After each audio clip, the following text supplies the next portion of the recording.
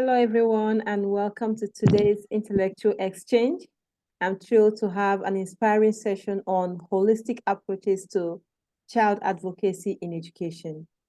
Today's discussion promises to be enlightening as we delve into comprehensive strategies and innovative methods for advocating for children's well-being and educational setting. We invite you all to engage actively, ask questions. You can drop your questions after now and share your insights as we explore the holistic approaches. So I want to welcome Progress Ifeoma Uchendu, a passionate and dedicated certified educator, to tell us a bit about herself, since she's going to be talking about the holistic approaches to child advocacy in education. Over to you, Ifeoma. Hi, Gloria. It's really an honor to be here. I'm really grateful for this. So I'm Progress Ifeoma Uchendu. I'm a passionate educator with a focus that revolves around educating students on health and environmental safety, and also create a supportive environment that promotes physical, emotional, and academic growth for students, ensuring that every student has a care and safe environment to nurture them for their educational journey. Thank you. Wow, you're welcome. I'm really happy to have you here today. Thank you so much. You're welcome. All right, so my first question is, how can educators effectively integrate health and safety education into the curriculum to promote holistic child development and well-being? Okay, so the first thing an educator should do is to infuse or integrate health and safety education into curriculum is through the lesson plan, lesson curriculum, subjects, existing subjects. Now into the curriculum, subject that is physically health related subjects into that. And this method help the student to practice this safety all the time and help them to understand and learn very well, and help the daily activities in the class. And this can be done through teaching the student practical skills such as social and emotional intelligence, safety measures, first aid, environmental safety, basic safety measures around them, both at home, in school, and digital safety and self-awareness. The students need to know basic safety measures around them. So it should be something you do all the time in every of your subjects. Try as much as possible to inculcate this. Try to tell them there's a lot of safety they need to practice to help them. Then also instill health talks in subjects, and also invite health personnel to conduct interactive session among the students. Like in my school, what we usually do is, for me, what I usually do for every of my subjects, because I teach health related subjects. So for every subject I do, few minutes to my class, I try as much as possible to do safety awareness, safety measures, and make the children to understand they need a basic measures for them to grow well, to understand well, and to understand their environment. So the school also, educators need to understand this and try as much as possible for every opportunity within the school environment. Always have informative information about this and give it out to the student all the time. Amazing. Thank you for that response. I've really gotten a lot from your response. Okay, so my next question is, in what ways do you believe schools can create supportive and inclusive environment for all students, particularly those from marginalized or vulnerable backgrounds?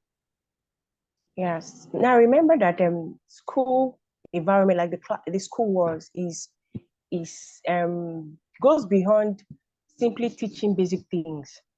There are things the school should create. First of all, school should create a supportive and inclusive environment for every child, for every student to feel safe, to feel safe in that particular environment. Now, what the school should do is to what create a supportive, inclusive environment by implementing proper child safety policy. Like a lot of school doesn't know what child guide safety policy mean. They don't even know. It's only few schools that have policy related to this. They should have a policy that it will require safeguard of the child. What and what does this child need before a child comes to school in the morning? At what level of safety, at what level of healthy that this child is? And what the school is supposed to do is that they should have a policy that every morning before the children comes to the school, before the children enter the school, they should properly be checked. Because there are some children, they will come to school healthy, but when they get to school, going back home, there's something else. Yeah. And you see the parents telling, when I brought this child to school, this child was like this. But if the school has a policy that when the children comes and there's a teacher or there is an educator, there's a group of people in charge of it that check every child, they can always have something to say and to defend. Then sometimes too, children come to school unhealthy, but with this policy, you can now tell if the child can be in class that big or not. Yeah.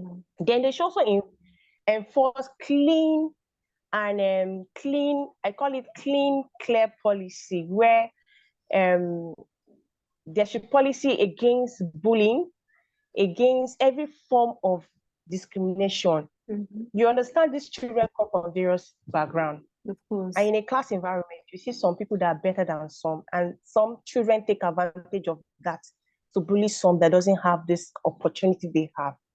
So there should be a level where every child is the same, in spite of their background. Every child are equal. There should be a welcoming on this. Then they should also provide a supportive services for these challenged children, where there's a department like a guardian and counseling department. When you notice a student or a learner is not safe, or a child is having a particular challenges, this department comes in to help the child to feel safe. Department comes in to help the child to understand the environment, and it will also help the child to develop well academically. Then they should also provide professional development to teachers. Like when I was teaching health topics, because I teach health topics, they call it physical health education, but I teach the health part. Then the other sport masters that teach the physical part. Okay. So when I was teaching those topics, there are some topics that are very, very sensitive. And even me as an educator wasn't proud to share it in class. So sometimes I would just skip those topics and I would just push it to one side until I spoke to someone and he told me that you need to go for professional training, which I did. Now I take this topic professionally and I address it professionally. So schools should also try as much as possible to train teachers educationally. They should just know where to talk about this. And then developing this stuff makes a better support system in the environment. Amazing. Yeah, I strongly believe, I strongly support you in what you just said. You said something about schools creating policy. Very important, because any schools without policy, I think, is lawless. Things will not go right there. So things will not go right. Yeah, you mentioned checking the students once they arrive in school. Very important, because some students, you might, once they come in, they will look healthy because it's in the morning. So who knows what they came in with, but that is not already showcasing. But if there is something like maybe temperature Check in, you yes, check their you check bodies. their body's temperature, check You even go as all far as the checking the vitals. food. Yes, The food they bring to school. I know some children that the food they bring to school, they don't even eat it. And then the parents, the parents feels that these children are really eating, but this food, they don't even like it. Then you see a teacher forcing this child to eat this the kind of same food. Maybe you don't know whether it's a leftover food. So when school have this, it goes a long way. I usually say that it prevents you from trouble. Yes. Because we've had a case where a woman brought a child in, and I think somehow they were feeding the child, and somehow the child choked, and they couldn't manage it well. And that was how the child died right in the school. Oh. And Oh. they didn't actually know that this child was sick. There's some children that will be sick and it will not be showing their body. Exactly. This kind of sickness that, okay, maybe in the night they are healed, then in the morning they are looking okay. And this school didn't even know how to manage it. So when the parents came, of course, they always push blame to the school. And that was how the school was closed down. In fact, as I'm talking to you, the case is still in the court. So sometimes for you to avoid troubles, student goes a lot of things at home. So you make school environment safe for them. Yeah. I have a case where a girl in my class, she tells me a lot of things, and like she's always lively in class. She's always happy in class. She tells me a lot of things, and I'm always, wow, your mommy, your mommy takes care of you. And actually at home is totally different thing. So one of those days we had parents and teachers we greet and talk, Okay. yes. So what we usually do in my school is that the parents and the child will be together, and the teacher, will just be there, be looking at them while they are talking to each other. So, and I noticed something, that this is somebody that whenever she comes to school, she's always brag about her mom and all that. But I noticed something, that she wasn't free with the mom, and the mom was always shouting. In fact, the mom was always shouting. I was always insulting her. I was like, I don't understand. This girl talks so much about you in school. She said she started calling her names, and the girl broke down and she started crying. And then I think there and there she discovered that she has never had time for this girl. The girl has been neglected and not being taken care of. She doesn't eat well. She doesn't dress well. And through that process, mother and daughter was able to bond well. She got to know that the life the girl lives at home is totally different from the life she lives in school. school. So yeah, so they should be a measures of all those things. If school can look at it critically, you will discover there is a lot of things. Some children live better at home than in school. Some children also live better in school than at home. Some children eat better in school than they eat at home. Yeah. So school should also know that it's beyond teaching, it's beyond the basic learning. There's other measures we need to take and put in place. Yeah. Exactly. Thank you very much.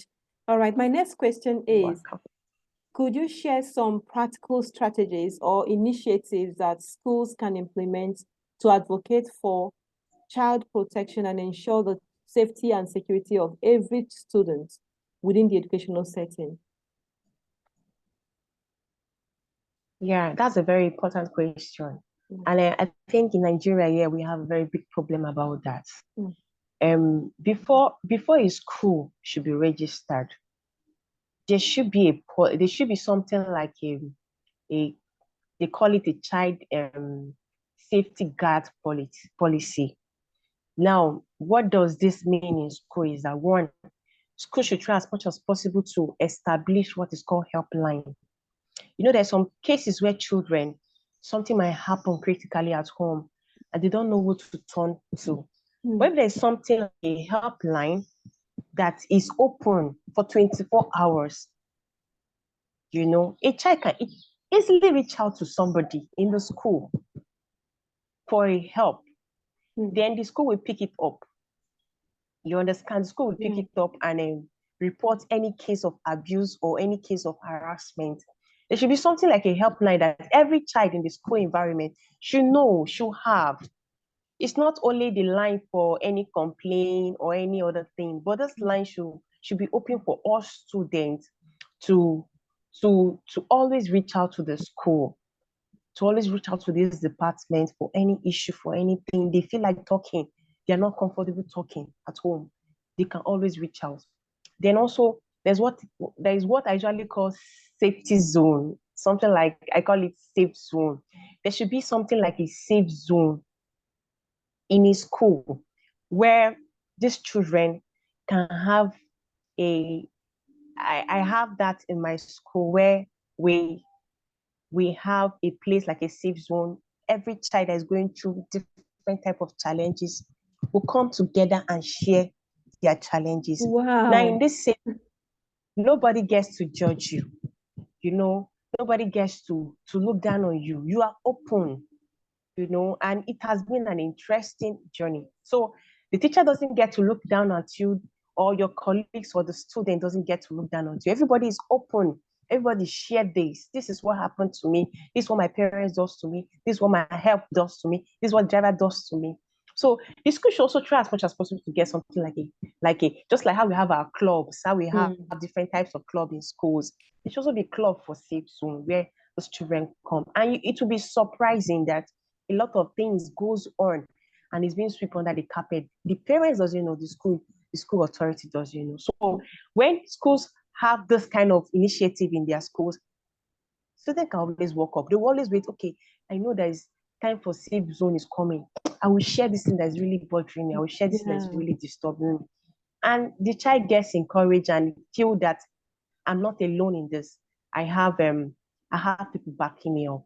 Then also the school should also have what is called regulating conductive safety awareness. All the time you create awareness.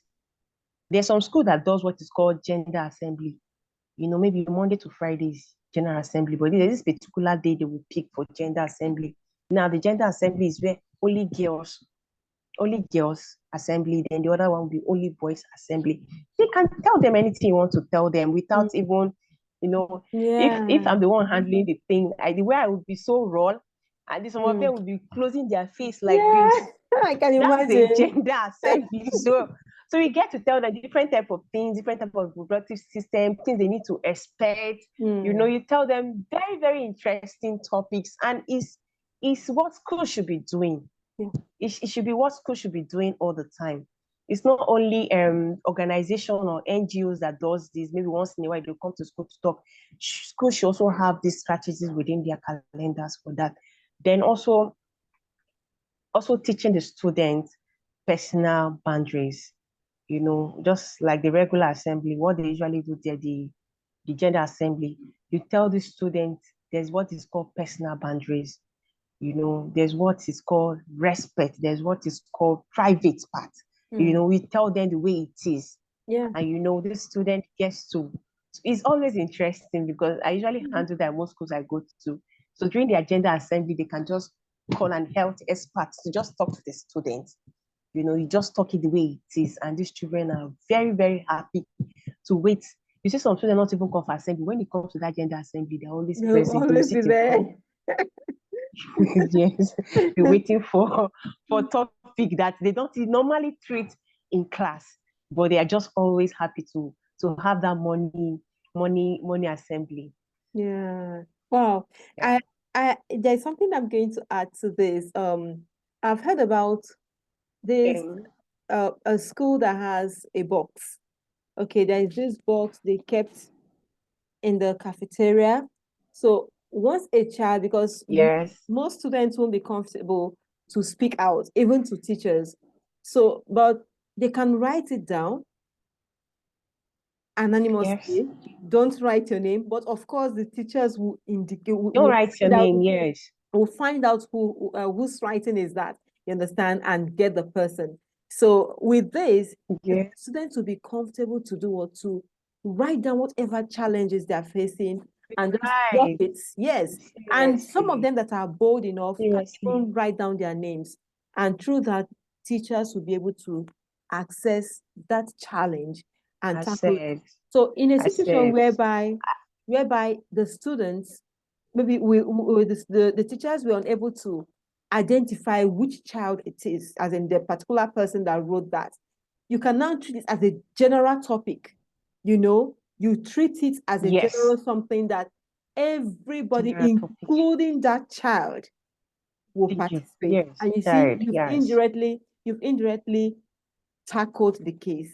So I think that one is very important, because if the yes, child is shy or doesn't want to share his or her problem, the person will be able to write it down and submit and get answer indirectly. write it down to share it. Yeah. Yes, yes, Okay. yes, yes, yes. So That's I'll go to really my last interesting. question. My last question is, how can educators Okay. collaborate with, okay, I'll repeat it.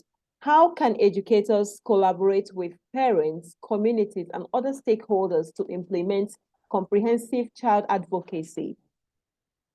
Comprehensive child advocacy Okay. So programs educators, yes. that address the diverse needs of students and then promote their overall growth Yes. and success. Wow, that's beautiful. So educators can collaborate with parents, community, and stakeholders. First, there should be a constant open communication. Open communication is very, very, very, very, very important. Like some parents, because of the open relationship I have with them, there are things they tell me. They will say, please, ma, help me to watch my daughter today, or help me to watch my daughter this week. She's hiding something. And the funniest thing is that, like I usually tell parents, please don't push hard. They Yeah. might not be comfortable talking to you. Yes. And also don't expect me to bring out the secret to you. But there's some things they discuss or tell me as a teacher. There's a way I also discuss it to the parents, so that to not put this child in danger. So there should be a constant, open, consistent communication between parents or the society. Then the other thing is to invite the community members to participate in schools events and schools programs. I know of a school where the community put a wide watch in the school. I think one of those days where there's this student, they went somewhere with some girls because of it was a community school and it was around the neighborhood. Mm. They report immediately to the school environment that your students usually don't go home at the end of the day. Wow. They go out for this, they go out for this, they go out for this. So it should be something you have a school in a community. Also make the community to be part of the school because there's some information they will give you that the school management doesn't even know what happened outside the school. Yeah. So because sometimes some of these students, it doesn't end there. Some of them still go home. They don't even go home. Some of them still even say lie to their parents that they are staying after school for after school Yeah. lesson or something. But when the community is involved in the school, the student get to know that there's nothing you can do, you can hide. There's somebody that will always, always come to tell the school. You understand? Then they should also organize something like parent school workshop, helping the parents to support their children, helping to know how does parents help their children. We had a case one time where a student, the boy he came to the school and was behaving mentally. When somebody is mentally disabled, Mm. and then some of my colleagues didn't really understand what was wrong with the boy. But because of my little experience with drug abuse, I knew this boy has taken something. Wow. And yes, he has taken something. So he was behaving so abnormal. So we put a call to the mom to come to school. And the woman said that she was actually the one that gave the boy the drugs, that she saw it at home, but she needed to double dose it. Like instead of she giving the boy a particular dose, she doubled the dose to give the boy. And this boy had a side effect of because of what he has taken. What? So parents, school should also open a training, a workshop for parents to know. There are a lot of things they need to know. We should not just assume that we all know. And we should also not assume that these children also know. You don't give them any types of drugs because your child is sick. You give the child drugs that you are not meant to do. So school can make a system where you train parents, like these days now we have parents that are so busy, you know. There's some parents that doesn't even know that their children has infection, because they've never taken time to watch the children, they've never taken time to beat them. The children are left in the hands of the house help all the time. So when there's a workshop or train like this, school can get a health personnel to train the parents on these little things. Yeah. They are little things, but over time it gets to build up. And when the children grow up, they will discover that all this life, their parents provided something that was actually meant to destroy their life. So some parents feel that it's only money that I can give my children, but actually money cannot make that child safe. At So all. they just cannot make that child safe. So there should be a workshop, there should be a training, there should be something that will put the parents in check. It's not the school job to do all the things. We can do the one we can do, but when the children comes back home, what happened to them? Then the other one is to get the school should create a system of feedback from parents, from society. When some school, when communities or the neighbors around talk to them, they feel they don't know what they are talking about. There should be a feedback if there's something happening and people are talking about it. The school should also take that seriously. If parents is talking about something, the school should also take that. So there should something like a system of feedback. When you get feedback from neighbors, so once in a while you can go around and ask, please, can you just tell me anything about our school? What do you know about our school? Because these are the same community that will always point hand and this school and say this school is always the best. They're also your marketers. Likewise, the parents too. When a parent is love a school so much, she can market the school to the whole world.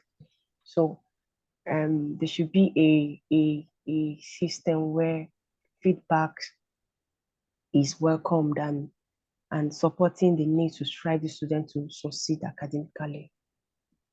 Wow. Thank you very, very much. Thank you. I truly appreciate this.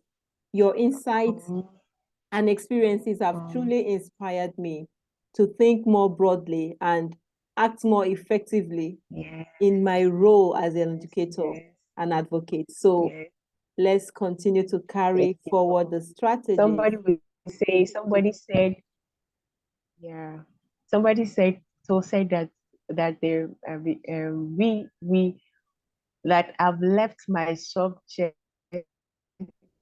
in a health line because whenever the person comes to my corner, I'm always around students, one-on-one session. That's guidance This one and is telling me counseling. about my boyfriend. This one is telling me about, and I'm just enjoying this story. Yeah. So it is something that every school, even government, should take seriously because those children, there's a lot that's really happening. Like I usually tell people that you might not know their formative age is the most important thing. So whatever they learn at that stage goes a long way with them. Yes. So if the school will come together, the community, the society, even the government will come together and train teachers, train school owners on child safety, it will go a long way. It will go a long way about that. Wow, thank you very much. I can see Thank you. You're welcome. you've gradually moved from health teacher to guidance and counseling, and that's amazing because if you can get the students to open up to you, they can tell you anything, and when a child cannot hide anything, you'll be able to correct. But a child that keeps secrets, how can you don't even know where to start. So I think you are doing amazing work. Thank you very much for all that you do. And I would say keep up the good work. Thank you so much. Thank Well you. done. So Thank you so much, Glory. You're welcome. Okay, so because of time, we'll have to draw the curtain for today's intellectual exchange.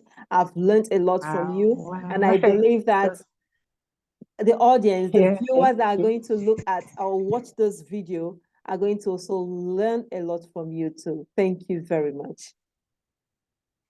Thank you so much. It was an interesting topic, and Yeah. I pray we'll walk this through and help this generation to become better what they need to be.